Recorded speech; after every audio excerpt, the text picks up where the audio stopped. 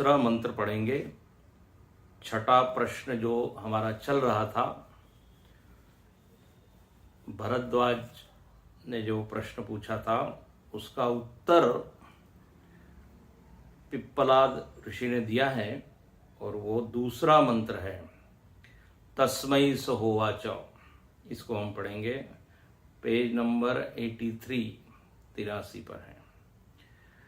तस्मै स होवाच इहैवान्तः शरीरे सौम्य सपुरुषो यस्मिन्नेता षोडश कला प्रभवन्ति इति।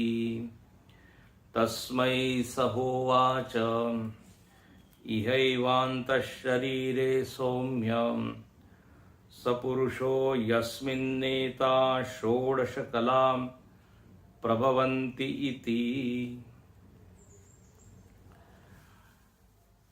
लगभग 1 महीने के पश्चात हम लोग मिल रहे हैं। 1 महीने का समय काफ़ी लंबा होता है।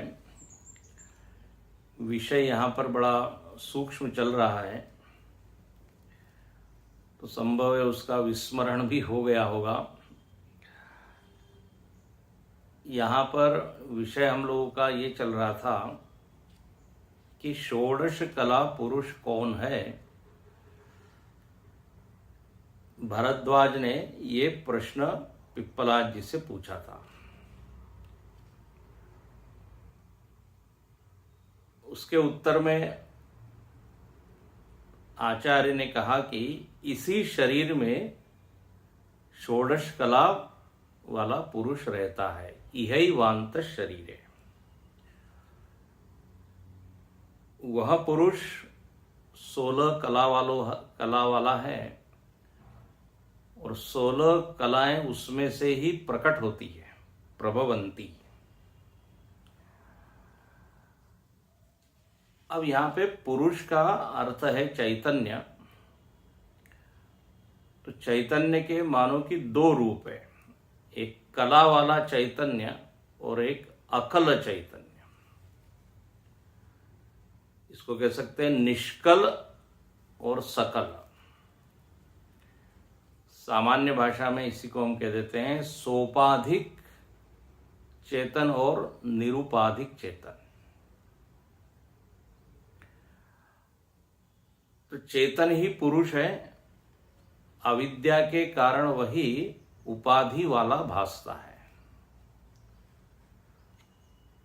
उपाधि का निरसन या निषेध किया जाए तो वह निष्कल है।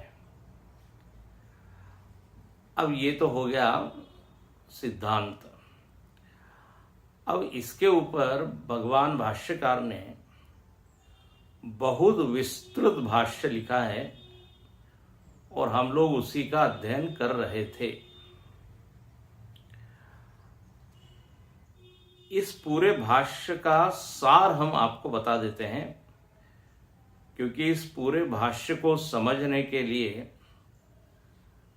आपको अन्य दर्शनों का ज्ञान होना आवश्यक है। काफी कठिन है वो सब कुछ समझने में। जो लोग दर्शनों को पढ़ते हैं या वेदांत को गुरुकुल में रहकर पढ़ते हैं, जिन्होंने सब कुछ त्यागा है, उनके लिए ये भाष्य थोड़ा आसान है। लेकिन जो सामान्य गृहस्थी है उनको ये समझने में थोड़ा दिक्कत वाला होगा। इसलिए इस पूरे भाष्य का सार क्या है ये हम बता के अगले मंत्र की ओर चलेंगे। इस पूरे भाष्य में भगवान भाष्यकार ने आत्मा के स्वरूप का निर्धारण किया है कि ये पुरुष कौन है। इस पुरुष को लेकर या चैतन्य को लेकर अलग अलग दार्शनिकों ने अलग अलग विचार दिए हैं। भाष्यकार ने उन सब को यहाँ पे मुख्य रूप से 4-5 मतों को उठाकर उसमें क्या कमी है, चिंतन में क्या दोष है वो यहां दिखाया है। चैतन्य को लेकर अलग अलग चिंतकों ने अपने मत दिए। वेदांत का जो मत है वो स्पष्ट है कि चेतन मतलब जो पुरुष है वह चैतन्य है, चैतन्य उसका स्वरूप है। चैतन्य का आना जाना नहीं होता, चेतना जो है वो नित्य उसमें स्थित है, आगंतुक नहीं है। चेतना आने जाने वाली नहीं है, आत्म तत्व है तो वो चैतन्य ही है। निर्विकार निराकार निरंश चेतन ही आत्मा है या पुरुष है। अब अलग अलग दार्शनिकों ने ऐसा स्वीकार नहीं किया।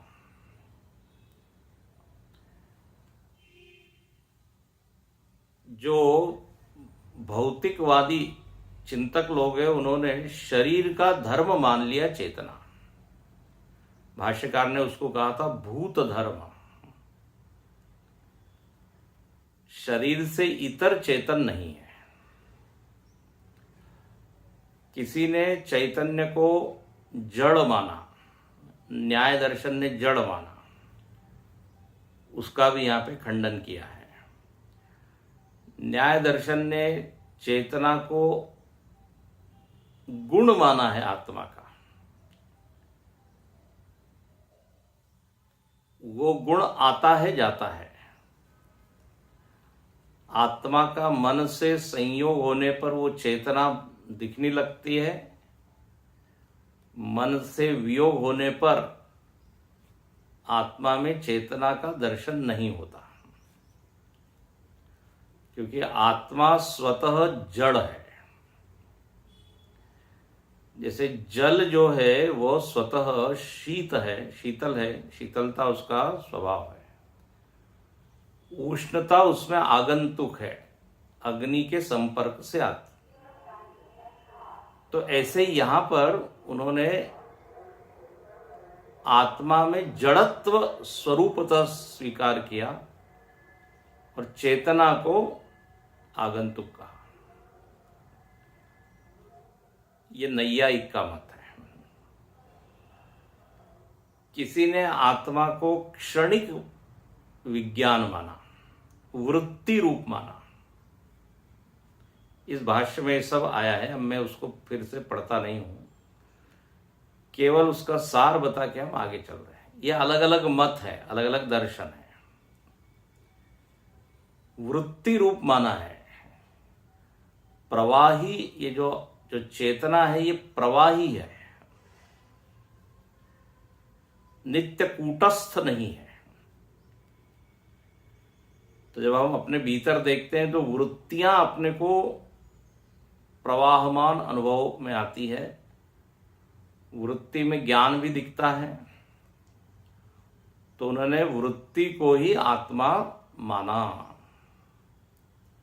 बोले यहां कोई नित्य एक रस अखंड ऐसा चेतन नहीं है, वृत्ति ही चेतन है।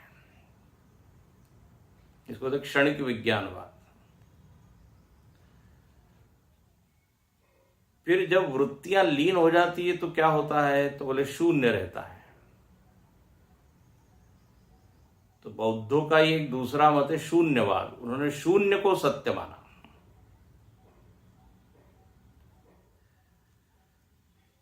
फिर किसी ने आत्मा को चेतन तो माना, लेकिन आत्मा में ही दो भाग कर लिए। आत्मा का एक भाग ज्ञेय है और एक भाग ज्ञाता है। चैतन्य में ऐसे दो भाग मान लिए, ज्ञेय ज्ञाता। भाष्यकार ने उसका भी यहां खंडन किया। किसी ने चेतना तो मानी लेकिन अनित्य चेतन माना। किसी ने चैतन्य को माना लेकिन कैसा माना, तो बोले परिच्छिन्न चैतन्य, शरीर में ही वो घिरा हुआ है, शरीर व्यापी है, शरीर से भिन्न है लेकिन शरीर व्यापी है। तो इस तरह चेतना के स्वरूप को लेकर जो कुछ मत है, भूत धर्म से लेके क्षणिक विज्ञानवाद, शून्यवाद, जड़वाद, भौतिकवाद, इन सबको यहाँ पे भाष्यकार ने उनका चिंतन किया और निर्णय यही दिया है कि आत्मतत्व पूर्ण है, निरंश है, निर्विकार है, उसमें किसी तरह का विभाग नहीं है ज्ञान और ज्ञाता का। क्योंकि जहां आपने विभाग माना, आत्मा के टुकड़े किए, तो आत्मा को निरवयव नहीं आप कह सकते, सावयव मानना पड़ेगा। एक भाग ज्ञेय है और एक भाग ज्ञाता है। जब हम कहते हैं मैं अपने आप को जानता हूं, तो ऐसा लगता है कि मैं ज्ञाता भी हूं और मैं ज्ञेय भी हूं। तो मानो कि एक भाग ज्ञेय बन गया और एक भाग ज्ञाता बन गया, ऐसा लगता है, ऐसा भासता है। क्योंकि कौन जान रहा है? मैं जान रहा हूं। किसको जान रहा हूं? मुझको ही जान रहा हूं। जब आप किसी जगत की वस्तु को जानते हैं तो ज्ञेय अलग होता है और आप उससे भिन्न ज्ञाता होते हैं। मैं वृक्ष को जानता हूं तो स्पष्ट है, वृक्ष ज्ञेय है, जो कि भिन्न है, बाहर है, अलग है, और मैं ज्ञाता हूं। लेकिन जब मैं कहता हूं मैं ही जानता हूं मुझको, तो अब यहां ऐसा लगता है मानो कि अपने में ही दो विभाग हो गए। तो भाष्यकार ने कहा ये मानने में भी गलतियां हैं, दोष है। क्योंकि जो भाग ज्ञेय नहीं है वो भाग ज्ञाता मानना पड़ेगा, जो भाग ज्ञाता है वो ज्ञेय नहीं होगा। मतलब सीधी सी बात है, दो कंपार्टमेंट हो गए, दो विभाग हो गए। तो अब कहां तक ज्ञेय है और कहां तक ज्ञाता है? जैसे दो कमरे होते हैं तो बोले यहां तक किचन है, फिर यहां से ड्राइंग रूम है, एक दीवार आ जाती है ना बीच में जो विभाजित करती है। तो आत्मा का विभाजक कौन होगा? जो ये कहेगा कि इतना भाग तो जान रहा है और इतना भाग जाना जा रहा है। तो इसलिए किसी ने इसको प्रकाश्य प्रकाशक माना। आत्मा प्रकाश्य है, मतलब ज्ञेय है, और आत्मा ही प्रकाशक है, ज्ञाता है। वेदांत का ये सिद्धांत नहीं है। वेदांत कहता है ये स्वयं प्रकाश है, उसमें प्रकाशन करने का कोई कर्तृत्व नहीं है, ज्ञातृत्व नहीं है कि मैं प्रकाशन कर रहा हूं, मैं जान रहा हूं। जानने की क्रिया हुए बिना मैं अपने आप को जानता हूं। देखो, जब आप वृक्ष को जान रहे हैं, पर्वत को जान रहे हैं, तो उसमें जानने की क्रिया हो रही है। नेत्र खुल रहे हैं, मन में वृत्ति बन रही है, आकार बन रहा है, फिर आप जान रहे हैं।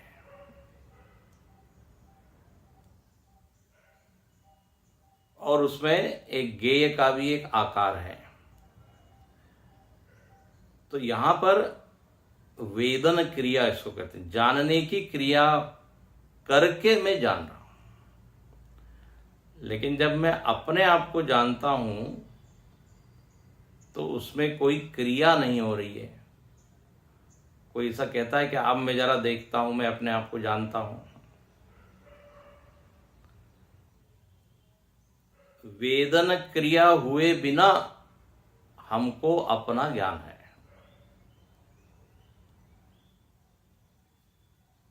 बिना बुद्धि, बिना किसी वृत्ति के बनाए मैं जानता हूं। इसी को कहते हैं स्वयं प्रकाश, सेल्फ एफल्जेंट। तो ज्ञेय ज्ञाता का विभाग इसलिए करना ठीक नहीं है। अहम तो ज्ञान स्वरूप, ये बोलना है। हम तो ज्ञान स्वरूप। तो ऐसा इस पूरे भाष्य में सिद्ध किया है। अब एक मत ये आया कि अभी अभी जो हमने मंत्र पढ़ा उसमें ये लिखा है, श्रुति माता ये कह रही है, इहैवांत शरीरे सौम्य। बोले वो पुरुष जो है वह इसी शरीर में है, इसी शरीर में इसको जानो, पहचानो। तो अब इस वाक्य को सुनकर किसी ने एक मत ये दिया आत्मा के बारे में कि वो तो देह परिच्छिन्न है, और श्रुति स्वयं कह रही है देह में सीमित हो गया। तो आप जो कह रहे हैं कि आत्मा व्यापक है, पूर्ण है, निराकार है, निरंश है, बोले श्रुति तो यहां आपके मत के विरुद्ध बात कर रही है। स्पष्ट लिखा है इहैवांत शरीरे। तो भाष्यकार ने बिल्कुल अंतिम 3 लाइनों में, पेज नंबर 94 आप देखिए, 94 तो 94 पेज के अंतिम 3-4 पंक्ति में इस पक्ष का उन्होंने खंडन किया। खंडन के बजाय ये कहिए उसको समझाया कि जब श्रुति ये कहती है कि वह आत्मदेव, वह पुरुष इसी शरीर में है, तो इसका अभिप्राय समझिए आप। एकदम इस निष्कर्ष पर मत कूद जाइए कि शरीर में ही आत्मा है और कहीं नहीं है, चैतन्य सीमित है। Don't jump to this conclusion कहते हैं। तो बोले लेकिन लिखा तो है, इसका अभिप्राय क्या है? तो भाष्यकार देखिए कहते हैं 94 में आप तीसरी पंक्ति का अंतिम टुकड़ा देखिए, अंतिम भाग, उपलब्धि निमित्तत्वाच्च। तीसरी पंक्ति का अंतिम भाग, उपलब्धि निमित्तत्वाच्च दर्शन श्रवण मनन विज्ञानादि लिंगैहि अंतःशरीरे परिच्छिन्न इव ही उपलभ्यते पुरुष। ये बोले देखिए श्रुति ने जो लिखा है ना उसका अभिप्राय समझिए। श्रुति जब कहती है इसी शरीर में है, अंतःकरण में है, हृदय गुफा में है, तो उसका पहला तो मतलब ये है कि आपको इसकी खोज के लिए किसी अन्य देश में जाने की जरूरत नहीं है। देशांतर, लोकांतर, देहांतर, बोले इस मनुष्य देह में तो नहीं होगा, देव के देह में हो गई उपलब्धि। ये यदि समझ है तो उसको हटाने के लिए श्रुति कहती है यही है। वैकुंठ आदि लोक में ही आत्मा का ज्ञान होगा, बोले ये आवश्यक नहीं है। अन्य लोक में, स्वर्ग आदि लोक में इहैवांत शरीर, परम तत्व यही है, अभी है, उसमें न देश का की बाधा है न काल की बाधा है। हम लोगों को कई चीजें उपलब्ध नहीं हो पाती क्योंकि अड़चन है, क्या बोले, दूर है। हाँ, देश बाधा बनता है, या बोले आज नहीं है कल मिलेगी वो चीज, परसों मिलेगी, काल की बाधा होगी। श्रुति इनको मना करने के लिए बोलती है इहै वांत शरीर है। तो पहला तो ये इसका अभिप्राय समझ लीजिए कि आपको किसी समय का इंतजार नहीं करना है कि अभी तो नहीं, एक समय विशेष में आत्मा की उपलब्धि होगी, अभी आत्मा अनुपलब्ध है ये नहीं, वो यही है, अभी है, ये दिखाने के लिए यही वांत शरीर। दूसरा, इसकी उपलब्धि यहां पर होती है, इसलिए यहां इहै वांत शरीर लिखा है और कुछ नहीं। उसका अर्थ ये बिल्कुल नहीं है कि बस यही है। इसलिए भाष्यकार लिखते हैं दर्शन श्रवण मनन विज्ञान आदि लिंग ही। लिंग का मतलब होता है चिन्ह। हम लोग देख रहे हैं, वस्तुओं का दर्शन कर रहे हैं, शब्दों को सुन रहे हैं, विषयों का मनन कर रहे हैं, तो ये सारी क्रियाएं चल रही है, दर्शन श्रवण मनन। तो ये सब क्या है? चिन्ह है। They are all the signs, are indicators कि भीतर चैतन्य है। इन लिंगों के द्वारा आत्मा की उपस्थिति को हम पहचान सकते हैं भीतर। इंद्रियां देख रही है, अनुभव कर रही है जगत का, उसके पीछे मन है, मन भी कार्य कर रहा है। तो बोले कोई चैतन्य निश्चित ही होना चाहिए। जैसे पंखा घूम रहा है तो सहज ही हम ये अनुमान कर लेते हैं कि वहां पर विद्युत की उपलब्धि होनी चाहिए। लिंग है, पंखे का घूमना क्या है? लिंग है। जब अपने यहां पर बिजली चली जाती है अपने घर में, तो हम तुरंत पड़ोसी के घर में झांकते हैं, बोले इसके यहाँ लाइट जल रहा है क्या? प्राय कई बार ऐसा ही होता है, उसके वहां लाइट जलता है, हमको बड़ी ईर्ष्या होती है, उसके वहां तो इलेक्ट्रिसिटी है, हमारे यहाँ क्यों नहीं है? तो बोले आपने कैसे जाना उसके यहाँ इलेक्ट्रिसिटी? बोले बल्ब जल रहा है, उसके कमरे में प्रकाश है। तो प्रकाश के द्वारा विद्युत की उपस्थिति का ज्ञान हुआ। ऐसे ही दर्शन श्रवण इत्यादि संकेतक है, उसके द्वारा ये ज्ञान होता है कि आत्मा भीतर है। अब लेकिन क्या हुआ? परिच्छिन्न इव ही उपलभ्यते पुरुष। अब हमको भीतर है ये अनुभव में आ रहा है, अनुभव हो रहा है, तो लगता है भीतर ही है।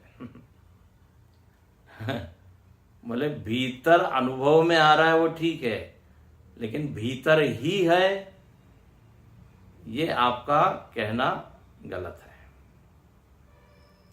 उपलब्धि भीतर हो रही है, ध्यान से सुनना। उपलब्ध होना अलग बात है और उसको केवल वहीं तक सीमित कर देना ये अलग बात है। उपलब्धि हो रही है बट वो व्यापक है। आपको कई बार हमने ये उदाहरण दिया है, कई बार। भारत सरकार की उपलब्धि सरकारी ऑफिस में हो रही है। सरकारी काम कुछ करवाना है तो आपको ऑफिस में जाना पड़ेगा, तो लगता है कि सरकार वहीं बैठी है। बोले नहीं, सरकार पूरे भारत में व्याप्त है। टायर में है, साइकिल के टायर में हवा भरनी है तो पंप के पास जाना पड़ता है। अब इसका मतलब ये नहीं कि हवा वही है, हवा तो सब जगह है। अब हवा सब जगह है तो कोई टायर को ऊपर उठा ले आकाश में और उसमें हवा भर जाएगी, ऐसा नहीं होगा। उसकी उपलब्धि करनी है तो एक विशेष यंत्र के द्वारा वो हवा भरी जाएगी। अब इसका मतलब ये नहीं कि वो उसी में है हवा। ऐसे ही ये हृदय है, बुद्धि है, ये एक करण विशेष है जहां पर आप आत्मा को उपलब्ध कर सकते हैं। इसलिए केनोपनिषद में मंत्र आया है, कई बार आपको उदाहरण भी दिया है, प्रतिबोध विदितम मतम।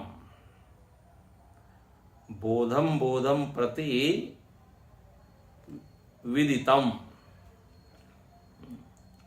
बोधम मतलब क्या? प्रत्ययाः वृत्तयः।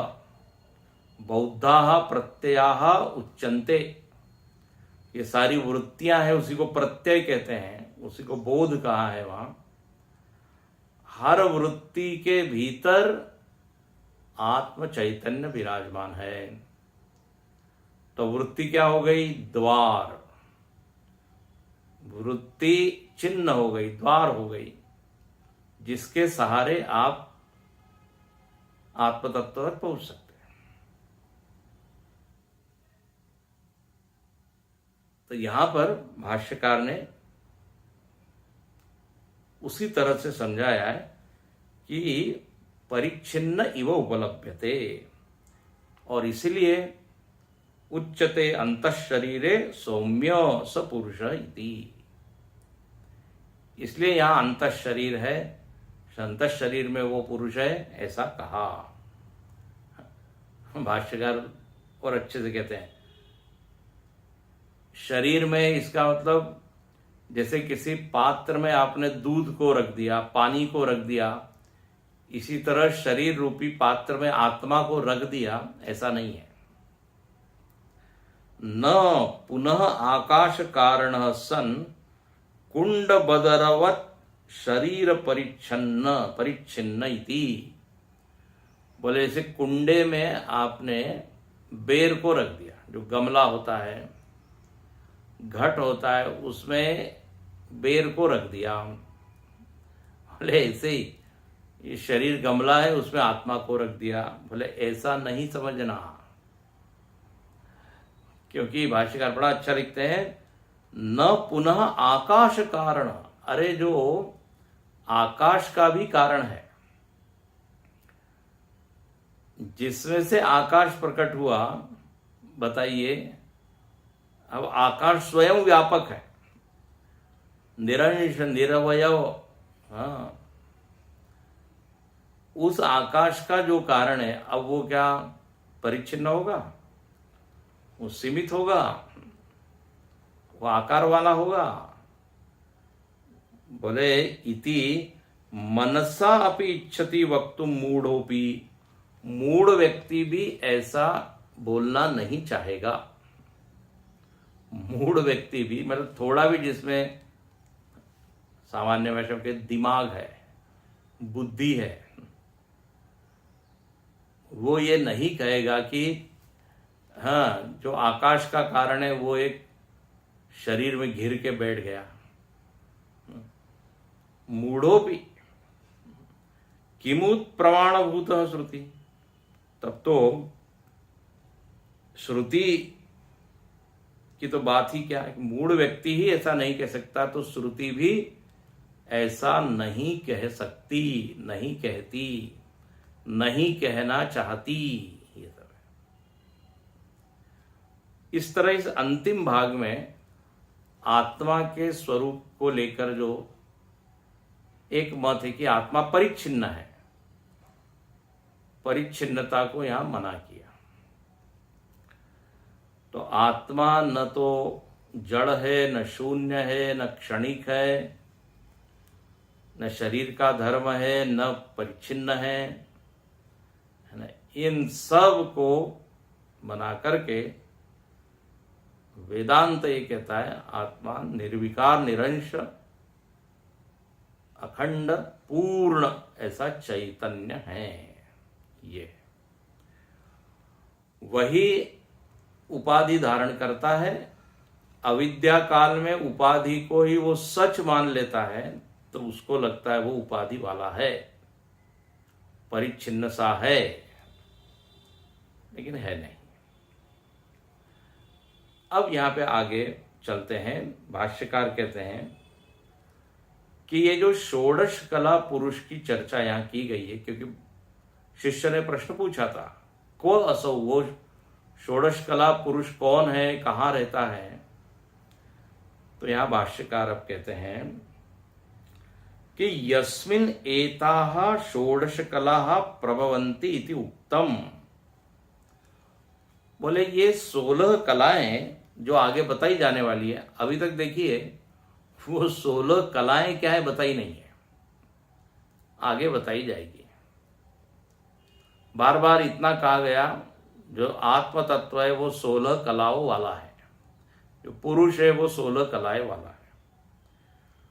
तो बोले वो उस आत्म तत्व से 16 कलाएं उत्पन्न हुई, ये भी बताया, प्रभवंती पिछले मंत्र में। तो इसका अभिप्राय क्या है, क्यों श्रुति बता रही है, कह रही है कि 16 कलाएं इसमें से उत्पन्न हुई। तो भाष्यकार अगले मंत्र की संगति लगाते हुए कहते हैं षोडश कला प्रभवन्ति इति उक्तम पुरुष विशेषणार्थम। एक तो पुरुष का ये विशेषण हो गया, आत्मा का विशेषण कि वो 16 कला वाला पुरुष है ना, ये विशेषण हो गया। तो उस आत्मा का एक अवस्था है, एक स्थिति है जहां वो कला वाला दिखाई देता है। तो उसने मानो कि विशेषण धारण कर लिया, तो वो विशेषण वाला है, इसलिए 16 कला वाला है ऐसा बताया। और दूसरा यहां कहते हैं पुरुष विशेषणार्थम कलानाम प्रभव सहच अन्यार्थ अपि श्रुतः। इसका मतलब है वह आत्मा 16 कला वाला है, ये बताने का प्रयोजन एक और है, अन्य अर्थ अपि श्रुतः। इसका एक अन्य अर्थ भी है। क्या अर्थ है, आत्मा को 16 कला वाला बताया, उसमें से 16 कलाएं उत्पन्न हुई, यह आपने पीछे बताया। इस बताने का एक तो प्रयोजन यह है कि वो विशेषण वाला है, 16 कला वाला है। दूसरा, उसमें से 16 कलाएं उत्पन्न हुई, तो कौन कौन सी उत्पन्न हुई ये एक तो बताएंगे यहां पे, और किस क्रम से उत्पन्न हुई, केन क्रमेण स्यात् इति उच्यते। ये बताने के लिए अगला मंत्र प्रवृत्त होता है। तो आगे के मंत्र का विषय क्या है कि आत्मा में 16 कलाएं हैं, दूसरा आत्मा में से ही 16 कलाएं उत्पन्न हुई, तीसरा आत्मा में किस क्रम से, उसका सीक्वेंस क्या है वो यहां पर दिखाया जाएगा। और चौथी एक बात है जो कि बहुत ही गंभीर है, वो ये कि जब इस आत्मा में ये 16 कलाएं उत्पन्न हुई ऐसा जब आप पढ़ेंगे तो आपको ये समझ में आएगा कि वास्तव में इस आत्मा से 16 कलाएं उत्पन्न हो ही नहीं सकती। अब ये 16 कलाओं में पूरा जगत आ जाता है, देखेंगे आगे। तो आत्मा से कोई जगत उत्पन्न वास्तव में हो ही नहीं सकता। बिना हुए ही हमको लग रहा है कि ये आत्मा, परमात्मा, जो भी बोलना चाहे, चैतन्य, उससे ये जगत उत्पन्न हुआ।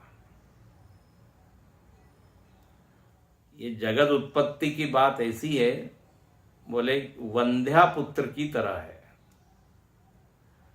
वंध्या पुत्र का जन्मोत्सव मनाया जा रहा है, उसके बारे में चर्चा की जा रही, जो हुआ ही नहीं। अब ये एकदम बात समझ में नहीं आती, लेकिन सत्य यही है। तो जब आप उत्पत्ति के बारे में पढ़ेंगे तो मालूम पड़ेगा ये उत्पत्ति हुई ही नहीं है, तो यह भी दिखाना है। इसलिए अगले मंत्र जो है प्रवृत्त हो रहे हैं। जैसे किसी ने बड़े तर्क से समझाया कि रस्सी से क्या उत्पन्न हुआ, सर्प। बड़ा क्रम से समझा रहा है। अब वो सारा समझाना क्या है, अब कभी हो सकता है क्या उत्पन्न, सर्प। जब वो सर्प की उत्पत्ति सुनेगा तो क्या ज्ञात होगा कि अरे सर्प कभी उत्पन्न हो ही नहीं सकता, ये केवल एक प्रतीति मात्र है। सर्प की उत्पत्ति असंगत है। असंगत मतलब इलॉजिकल, वास्तविक नहीं है। ऐसे ये कलाओं का वर्णन आएगा और ऐसा वर्णन होगा कि इससे उत्पन्न हुआ, लेकिन आत्मा के स्वरूप को जब आप पढ़ेंगे ठीक से, चैतन्य को, तो चैतन्य में से कोई चीज प्रकट हो नहीं सकती। ये निर्णय आएगा। तो इस तरह ये 4 पॉइंट्स हैं। आत्मा 16 कला वाला है, ये उसका विशेषण है। 16 कलाएं उसी से उत्पन्न हुई, वो बताना है। किस क्रम से हुई ये बताना है, और वास्तव में उसकी कोई उत्पत्ति है नहीं ये बताना है। तो इन विषयों को लेके इदम उच्यते, श्रुति अपनी बात कहती है। अब देखिए, स ईक्षान चक्रे कस्मिन् वहम उत्क्रांतो भविष्यामि कस्मिन् वा प्रतिष्ठिते प्रतिष्ठास्यामिति। स ईक्षान चक्रे कस्मिन् वहम उत्क्रांतो भविष्यामि कस्मिन् वा प्रतिष्ठिते प्रतिष्ठास्यामि इति। यहां पर पहला ही वाक्य है स ईक्षान चक्रे। स मतलब वह मतलब वह जो चैतन्य है, वह जो पुरुष है, षोडश कला वाला जिसको कहा गया, उस पुरुष ने क्या किया, ईक्षान चक्रे, ईक्षण किया। सृष्टि के पूर्व में उस पुरुष ने क्या किया, ईक्षण। अब ईक्षण का मतलब क्या होता है, विचार किया, चिंतन किया, कामना की, है ना। अब ऐसे ऐसे शब्द आते हैं अलग अलग उपनिषदों में।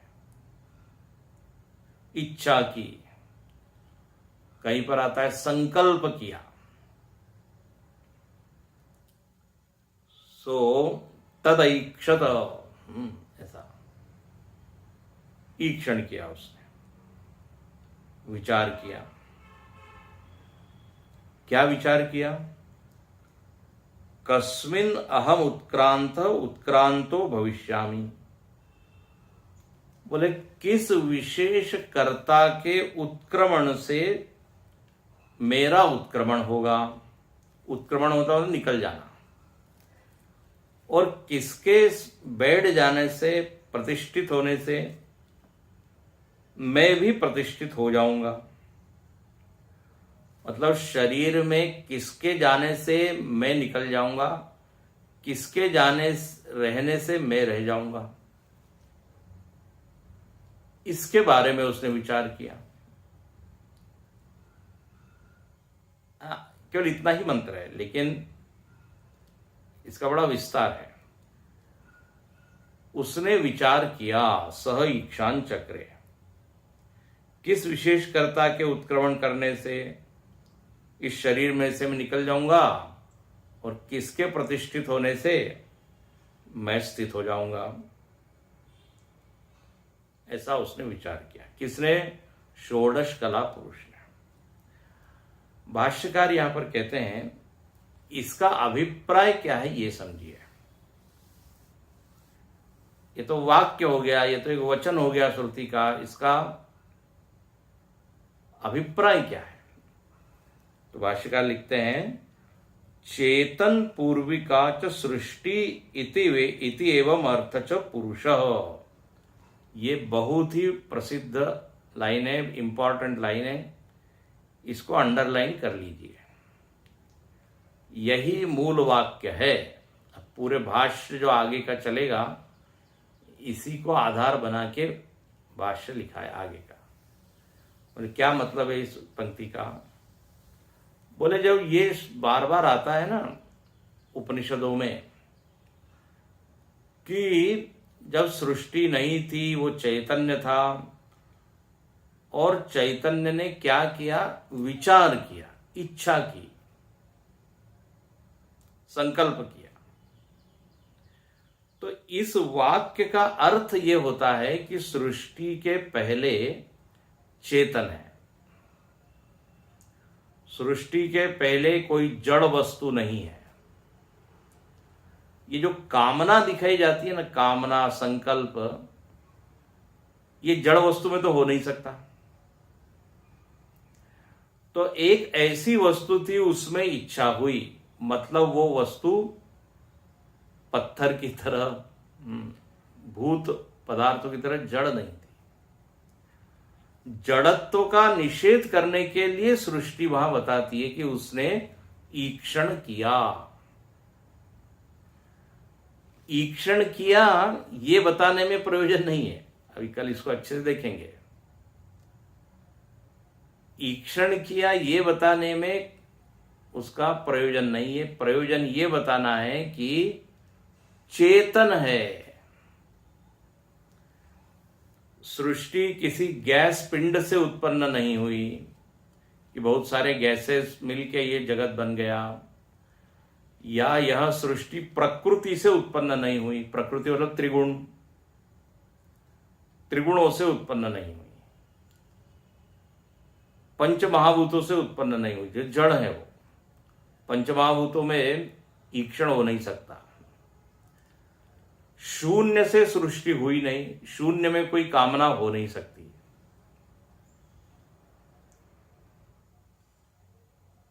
तो जड़वाद, शून्यवाद, क्षणिकवाद, इन सब का निषेध हो जाता है इस वाक्य से कि उसने ईक्षण किया, मतलब चेतन पूर्विका इयम सृष्टि।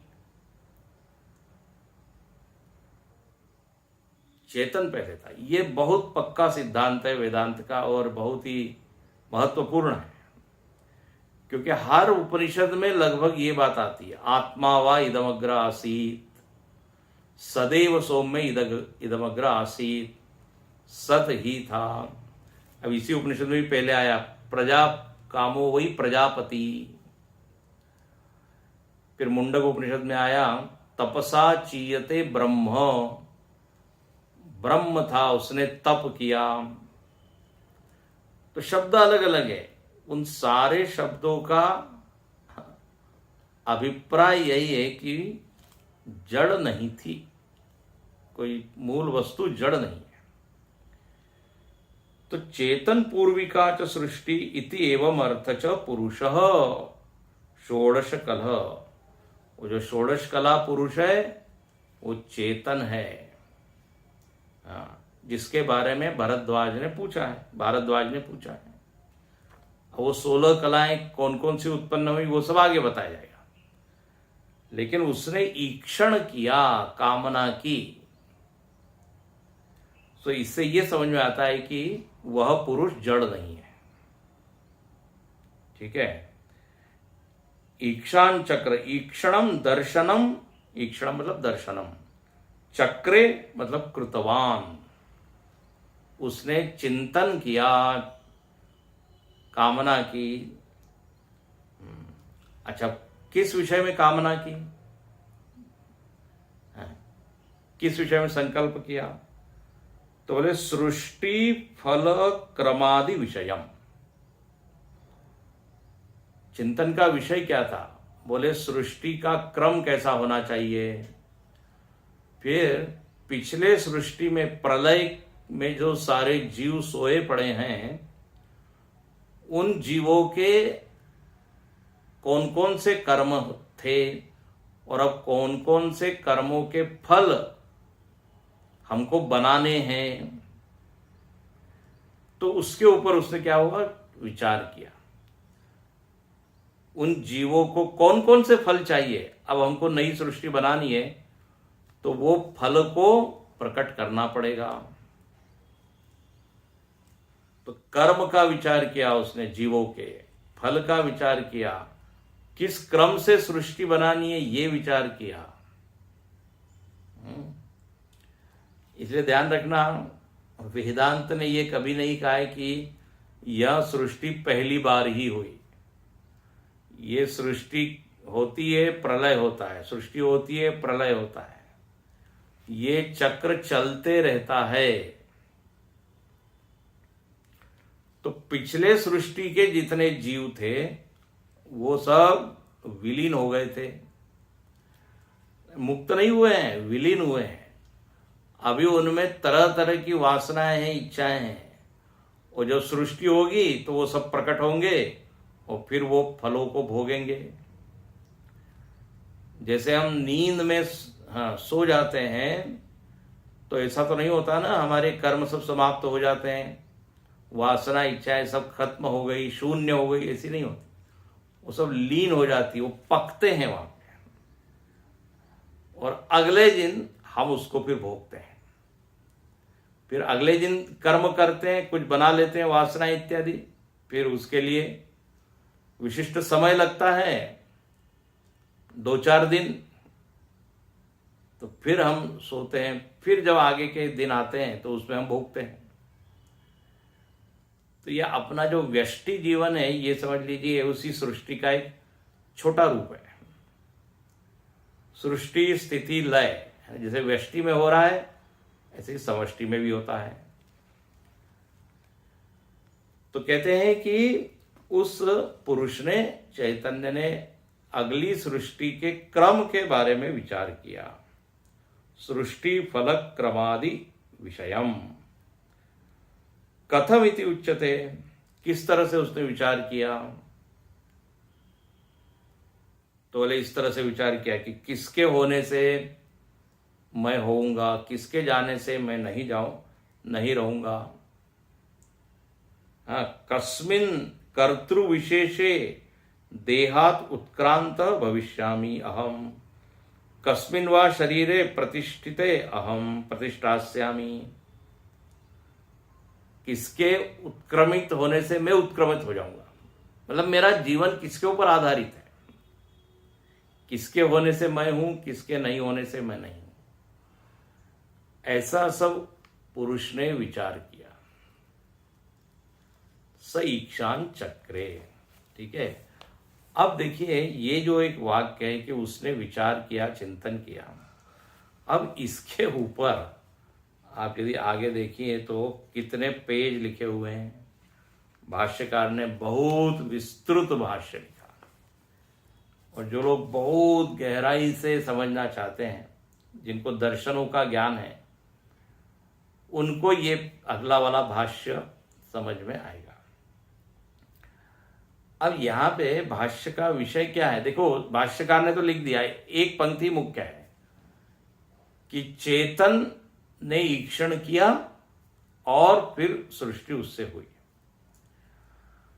अब लेकिन इसके ऊपर अनेक लोगों ने आपत्ति की, प्रश्न किया, बोले चेतन में संकल्प कैसे हो सकता है, चैतन्य में ईक्षण कैसे होगा? क्योंकि जब आप संकल्प या इच्छा या कामना की बात करते हैं तो मन में होता है, और उस समय तो मन था ही नहीं।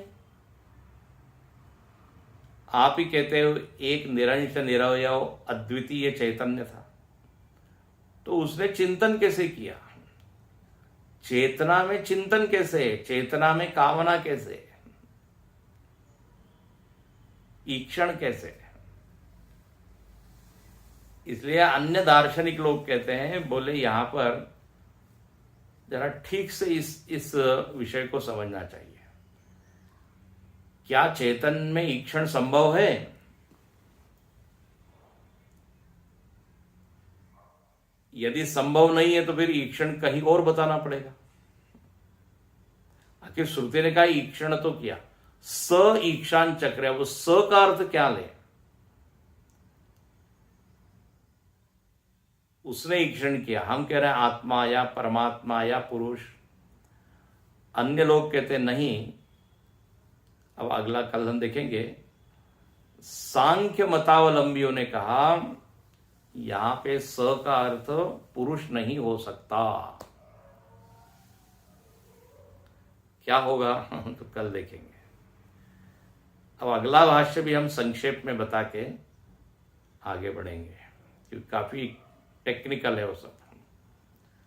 हो सकता है सबको वो जरा समझने में कठिनाई हो, लेकिन उसका भाव तो हम देख लेंगे क्या कहना चाहते हैं भाष्यकार।